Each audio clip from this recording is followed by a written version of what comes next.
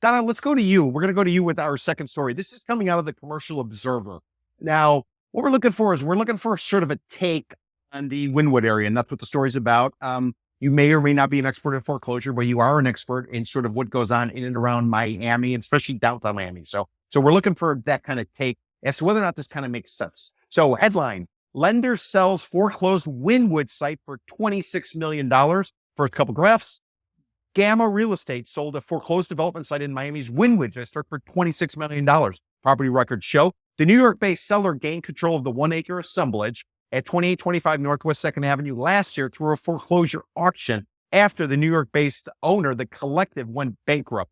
In 2019, Gamma had lent the now-defunct co-living company $23 million for a mixed-use property. And in 2021, Miami's Urban Development Review Board approved the 12-story development site for the location, but it never broke ground. The approved plans included 180 residential units, 70 hotel rooms, 9,500 square feet of ground floor retail space. Jonathan Kelko, president of Gamma Real Estate, declined to reveal the buyer, known in records only as 2825 Wynwood Holdings, but did divulge that it's a sophisticated institutional investor already active in Florida. So Donna, my question to you is, can you lay out for the audience Wynwood?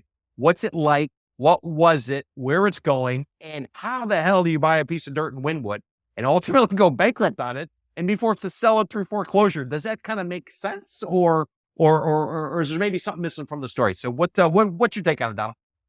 I mean, Wynwood has been exploding for years. I would say about 15 years ago, it would be utterly unrecognizable to any of the folks that are like going down Northeast 2nd Avenue now.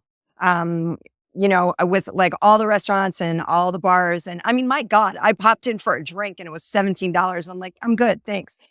So it was a vodka Red Bull, please. It was $17. So no, but the property, like, it's been steadily increasing, just like exploding. It reminds me a lot of downtown Los Angeles, like 10 years ago, which was the arts district. I should mention that Wynwood is the arts district of Miami. And so you see like tons of murals and like just like really awesome, funky, like groovy art everywhere. But it's wholly different than it was even a few years ago, because you just have like the little businesses, they just can't keep up. And so they're getting bought out. And I mean, this is just happening all the time. It didn't surprise me to see those numbers, but like, it used to be just one, like you didn't see high rises in Wynwood. It wasn't like that. And it's totally different now. Like, I mean, you could just go a few months and be like, what block am I on? Great point. So it, foreclosure, that doesn't surprise me at all. I mean, like this great little shop that I used to go to, they had to close down because their rent went from like $2,000 a month to like $10,000. And they're like, yeah, and you just can't. That's not for everybody. So it's wholly changing the scope of the entire area. And talking about changing the whole scope of the area, Donna, there's a lot written during the pandemic about New Yorkers and Californians moving over to Miami and trying to adjust and trying to sort of settle in. Real estate is so cheap in Miami. That's why they're all sort of buying. You spent time in, you lived in Los Angeles. You wrote for the publications out in Los Angeles. Can you kind of give us some context? A, how long have you been here? And B, what was the transition like? And are we going to see these Californians who are supposedly down here right now showing off? Are they going to stick around? Does South Florida and does Miami offer everything Californians want? Or do you think it was like a short-term blip?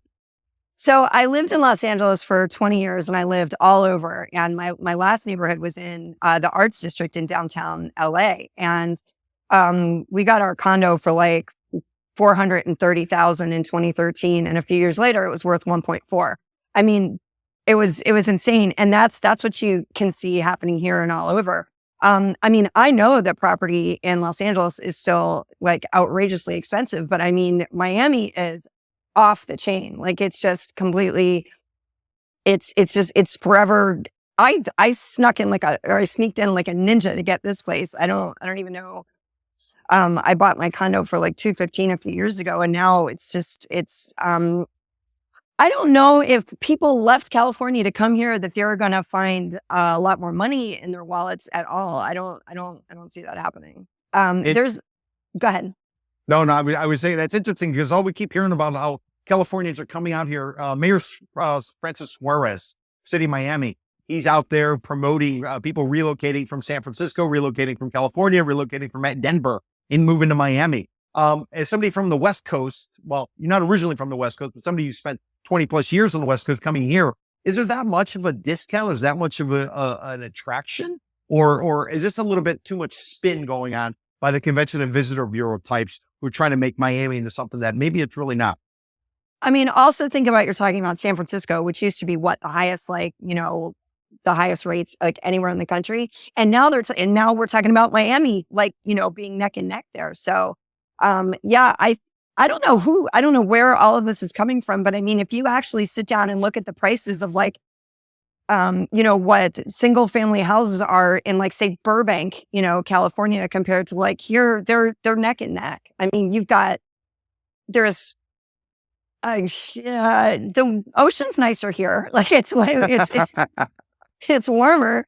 There's a lot of things that are amazing about Miami and there's a lot of things that are amazing about LA. But I don't think anybody's bragging to their West Coast, former neighbors about what a great break in price they got by moving to Miami. Not in the last few years. There's no way. And then just to wrap it up, you mentioned $17 for a drink in Wynwood. How much would that vodka and Red Bull have cost in Los Angeles?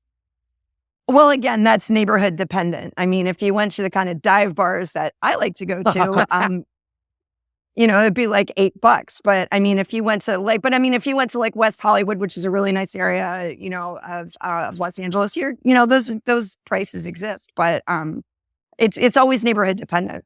Got it. Well, that's great insight.